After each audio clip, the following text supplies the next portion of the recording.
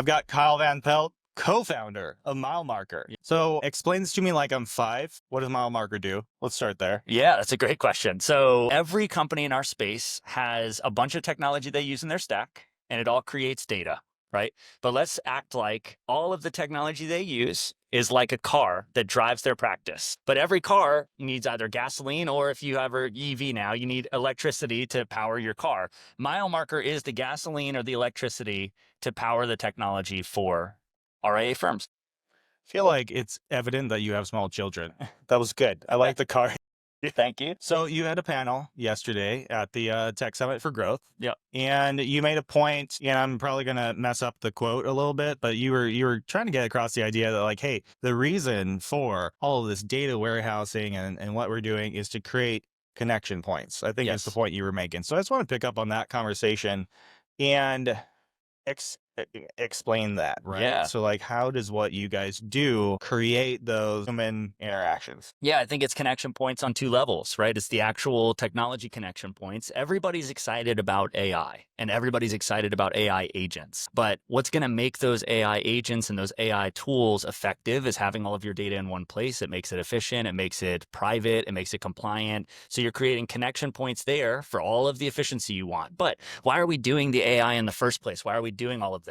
We want these agents to get all of the tedious stuff that nobody wants to do, the paperwork processing, the preparation things, all of that to get out of the way. And I think, what are we left with then? And great advisors are going to create connection points, not just between their technology, but better connection points with their clients. And I am just bullish on this idea that as AI gets the paperwork out of the way, as AI gets the operational stuff out of the way, humans are going to know how efficient things are getting with AI, but we are going to be hungry for authentic experiential connections with other people. We're going to be hungry for what's real. And we're going to grow tired of, is that AI? Is that fraud? Is that noise? Is that a deep fake? And I think everybody's going to get very fatigued from that. And they're going to really deeply desire in-person human connections. And advisors are some of the best in the world at doing that. So are you going to take all of this efficiency gain when everybody uses AI and stuff to get the work out of the way? Are you going to use that extra time to connect with people who need connection? Yes. Are you guys using AI at Milemarker?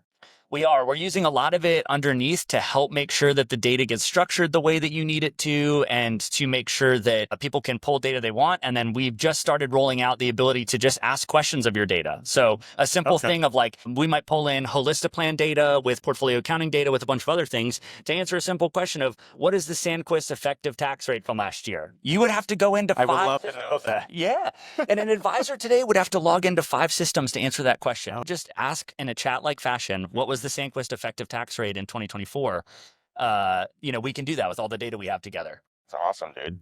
I mean, that's really cool. That to me is the holy grail advisor experience, where you're almost removing UX in a way, which I think is like the real power of AI agents. Is it's less about interacting with software, like click through these menus type of interactions, more about just, it's almost like talking with a person. Or Yeah. you would say that to somebody else on your team, like, hey, can you tell me what that is? You don't have to worry about the user interface or anything. It's just natural.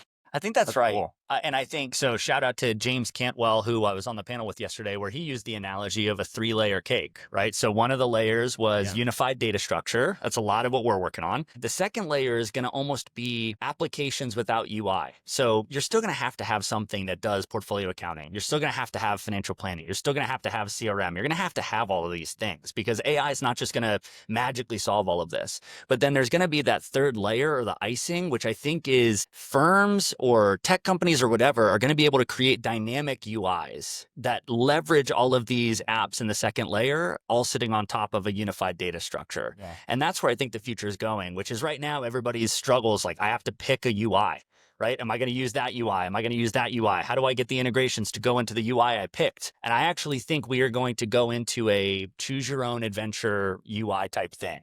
I like that. There's been a surprising amount of cake analogies at this conference. There's 2, which is weird that there's been 2. But Parker from Jump started this whole thing with talking about the Is It Cake show. Yeah. Like, AI, is it cake? Yeah, it's all cake. And then James with that. It was great. Yeah. Just more cake analogies. I don't know if it's just because What's your favorite kind of cake? Anything just crazy chocolate. A lot of chocolate. Like triple ganache chocolate, German, Dutch, dark. There you go. Throw it all A lava together. cake. Lava cake. Huge fan of lava cakes. Also, if we're talking about data, the cake. Yeah, the data The cake. Milemarker Yeah, cake. absolutely. That's my favorite cake. Yeah. But Johnny, I think too, the big thing that we see is how do you, like, when we're talking about data, when we're talking about tech, even as a whole, I actually went back to, this is going to sound cheesy, but the first principles question of like, why do people even want better integration? We've been talking about how integration's broken for 10 years. Why do they actually want it? What is the end result of having that, right?